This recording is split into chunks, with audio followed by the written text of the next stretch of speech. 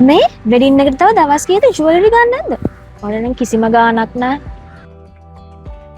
මේ කියන කතාව නම් ඇත්ත. මේ වෙලාවේ අතේ සල්ලි නැති එකනේ ප්‍රශ්නේ. ලෝන් එකක්වත් ගන්න පුළුවන් නම්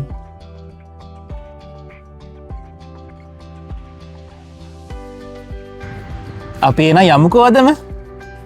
අදම ඔව් ඔව් අදම එන්නකෝ යන්න.